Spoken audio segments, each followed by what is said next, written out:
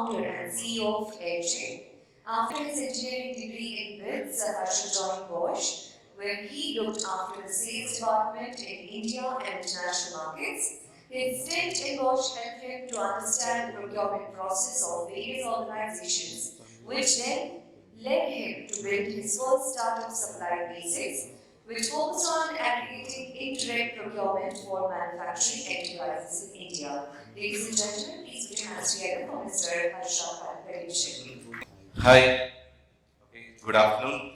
I'm a little new to this journey. I have sessions in the morning, so it's a much more difficult task for me just after lunch taking the session. I'll try to do my best to keep it as engaging as possible. Guys. Good afternoon, everyone. It's a pleasure meeting you all.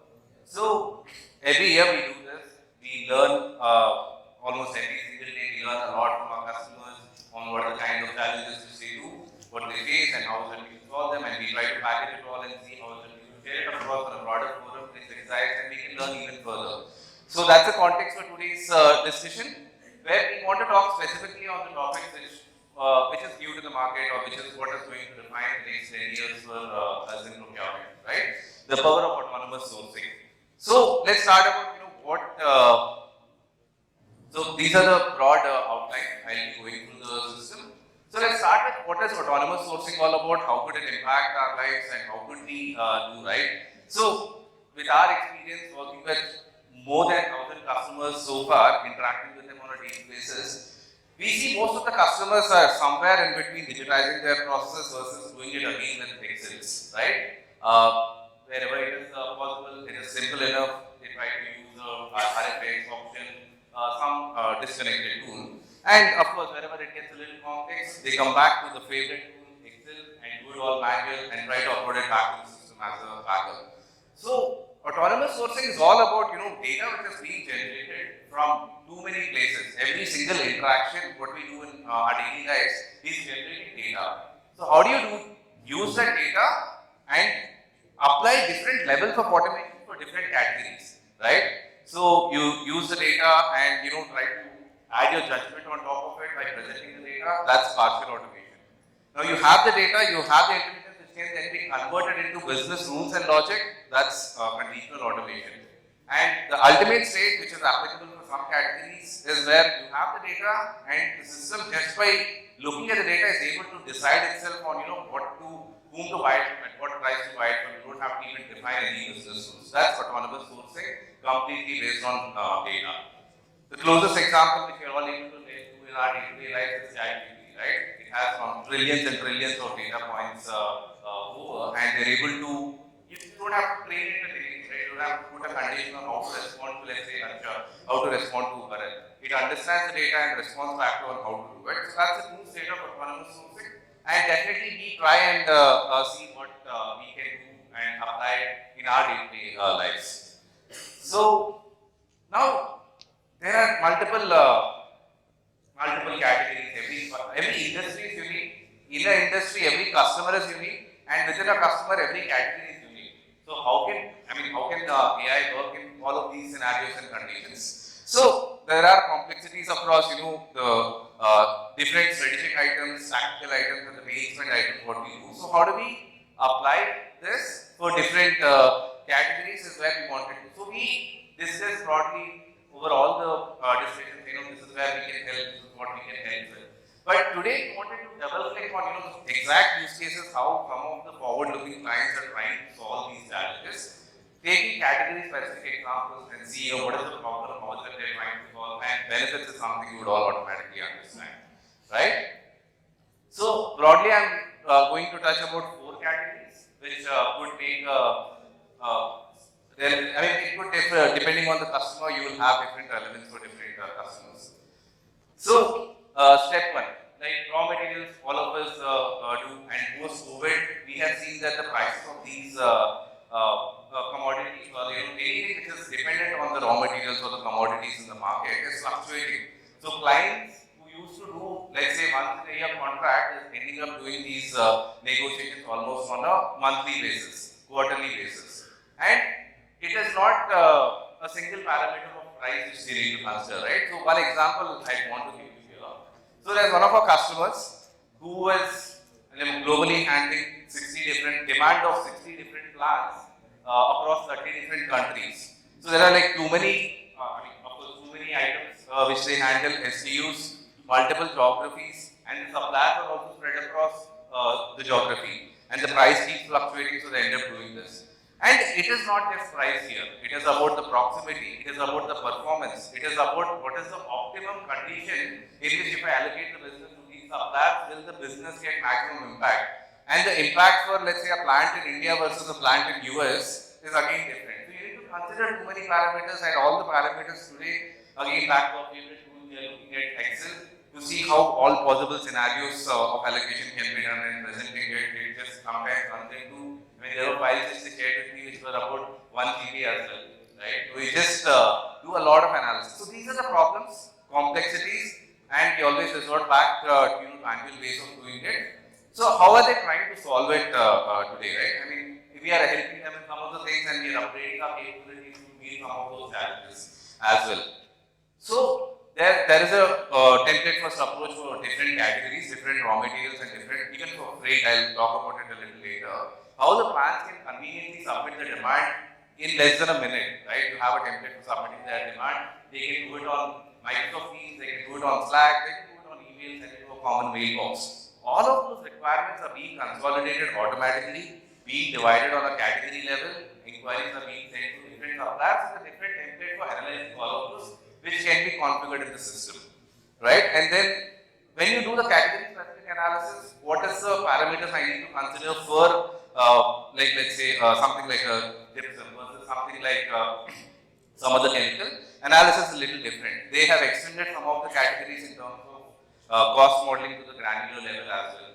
And then considering, okay, this is how I have done increment. In the last quarter, this is how I allocated. Basis this allocation, this was the result, this was the performance my business teams have gotten. Now, considering incumbency price plus proximity, all of these parameters, they just consider this is my preference as a business based on my learning not last quarter.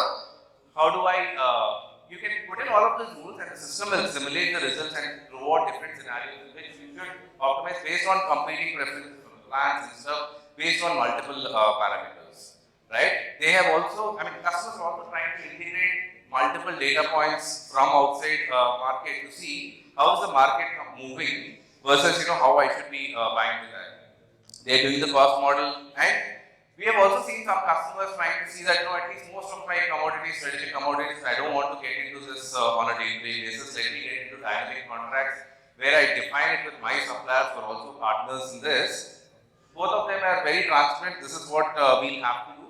This is the price, this is the structure, this is the conversion cost, this is the logistics, this is XYZ. They're able to define it as a dynamic contract system and they're able to, by of course collecting from Bloomberg or ICIS or any other platform, getting these variable parameters and updating the price. So whenever a request comes from your MRP, it picks up the today's price and automatically updates the SAP records and it is automatically created into a PO.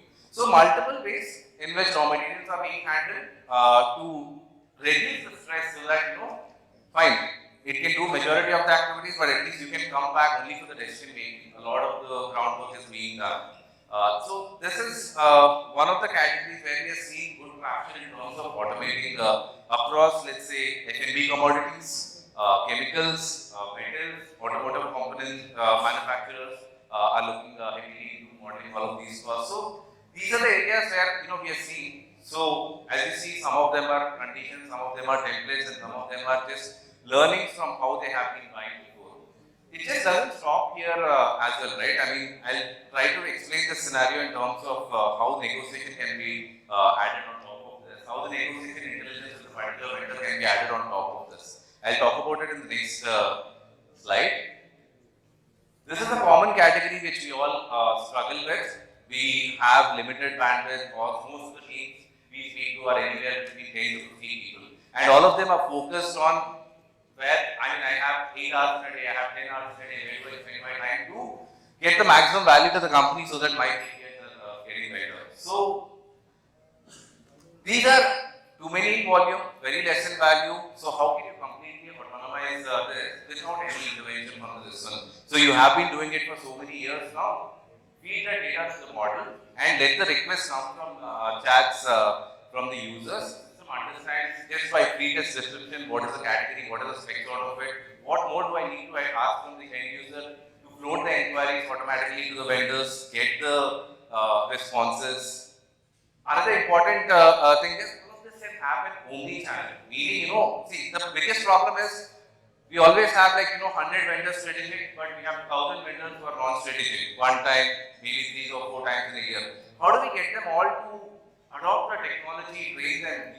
Which is physically impossible, right? Omni-channel interface for, let's say, the users, end users, the vendors, and everyone else is something where they can work on WhatsApp, they can work on Slack or Microsoft Teams, they can work on Excel sheets. Again, we cannot let Excel out of our lives, right? So, how can they work on their existing platforms and still achieve the benefits of automation where you're still capturing the data the way you need for decision making? Omnichannel intake is another way which people are doing it. And the AI-based negotiations, if we are looking at how a vendor has been negotiating every single time, this is the data which is all there in our heads today when we are negotiating in a particular category. How do you capture all of it and say that when I bought this last time, this was the negotiation at this time of the year for this much value, and when I've allocated it, 60% of my business has been my success. All of this data actually translate to how much you pay your price at what quantity allocation. So these are the negotiations, at least the range can be completely automated by the system. If we are not able to, if the system is not working out, you can always speak around on how it can be done better, and the system keeps learning from how the buyers are doing it, right? So when a particular category manager or an end user who is doing the negotiation for once, so that is a learning which stays with the organization. If I am handling, let's say, logistics as a category, I move on to a different category, move on to a different organization. This intelligence is something which is retained within the organization. Right? Few other things we are also seeing currently. This is one of our latest things of late. We have seen the complexity is multi-fold in a lot of real estate, construction, EPC, right? How can we, once the project is ready for good to construction, where tens and hundreds of items, right? From a GFC stage of a project till the final award scenarios are coming in, how you read through the POQ descriptions and how you allocate what are the right vendors and how do you pre-qualify the vendors for a particular project and how do you benchmark your work from one project to another project. These are the things which are currently not possible on a traditional system, and it all goes back to the intelligence of the buyer. So we try to see how we can again use AI in multiple steps, but this is something which I would not say is 100% automatable, but definitely a great deal of it can be automated where the buyer can come in final scenario management, right? So upload a POQ, click process, start the effect of how it can be done till the final stage where the buyer comes in to do it. And logistics, straightforward, all of us have this, whether it is inbound logistics or outbound logistics. We end up dealing with a lot of spot buy requests, and contracts are in a format which are not leverageable in a way saying that for this particular route, what is the best possible combination. Another thing is, when you have contracted probably 1,000 lanes, every month you're getting, at least 10 more lanes, 20 more lanes, you're coming as spot buy, and you don't have a relevant line of combination of price. So how do you use the existing data and correlate the price with this route, with this distance, with this type of track and type of truck? This is the price you have contracted it for. When you're coming for a new spot buy request, what should be the price is something the system will be able to approximate for you, and basis that approximation and a baseline system can negotiate that as well. So making the contracts a little more flexible, combining it with the intake request from the end user, the ground team who can submit the request, and being able to map the contracts and basis of PO or find out who are the relevant vendors available in that particular segment, send out the inquiries, benchmark the price, and negotiate with them. So these are few categories. I wanted to talk about. If we go deeper and deeper, right, every customer we are finding that there are tons of, I will skip these two. There are tons of categories which we see good levels of automation at different categories, different industries. People are already doing some sets of automation, but a lot more scope, right? How can we truly, in fact, if I'm adding X value, how can we add 5X value to the organization with the time what I have? That is the whole future all about. And how do we automate this for you, right? Which category? Technology works parallelly across different categories. The same technology can be applied in different categories. It is about having that, I want this automated, and how do I sit for this and get it automated in the next 1 month. So that is the curiosity which is keeping, a lot of our buyers, a lot of our customers today saying that I want to do a little more than what is being done. So that's about it. Like today, coming back to what I said earlier, ChatGPT is a single technology being used across 50 different applications for different purposes by marketers, by sales, by developers, whatnot. So that's how, that's something which we can try to aim to for any procurement as how can we leverage the technology. There are so many, we have probably not even scratched the surface of what can be done. We are looking at, going a little deeper and see how we can apply this across every single category. We are not there yet, but with the help of all of us together, there was one meeting which I said, all of us always, all of us together, we definitely can do a lot better than any one of us together. So it is a combined effort of how we can work together to build something great which can set up a standard for the industry in itself. So looking forward to more discussions on, how we can automate or what for you from a sourcing standpoint. Right. I'll take a break here and leave it open for questions if any, or we have to connect with the booth as well as the more challenges what you are facing. Thanks a lot for your time. Any questions?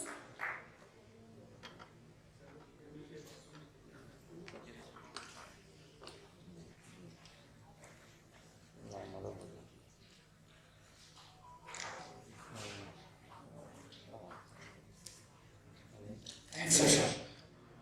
My question is, you are very centered towards pricing of the product, be it share of business, be it EOQs.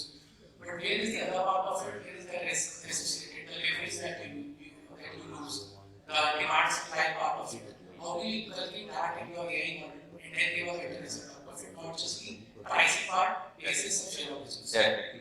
So very interesting, especially after COVID, where many businesses have gone out of business. Risk has become a very important parameter, and that in itself is a very deep game, right? So what we are planning to do today is to integrate third-party providers and integrate them into our system. Where the data is something which we need from outside. Once the data is available, you can use the same combinations of now I want my risk to be at this particular value, or I want to eliminate these kind of risks in this particular category. So we will be integrating the external data providers. There are good platforms globally doing the risk assessment of different vendors.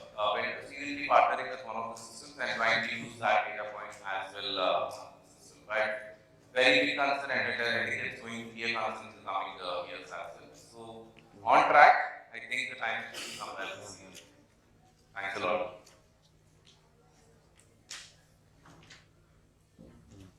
Do we have more questions?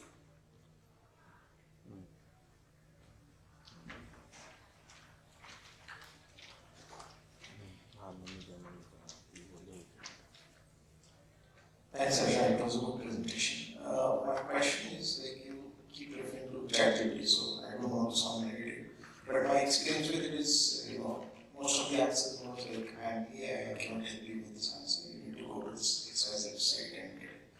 So in this overall AI thing that we are referring to, do you have any study, and maybe we can connect later, in terms of if you do it the traditional way, the conventional way, the results, and if you do the AI way, it definitely gives a lot of convenience and confidence in terms of getting results. But are they better than the conventional? Because in India, unless you speak to a vendor and squeeze him, we are not happy.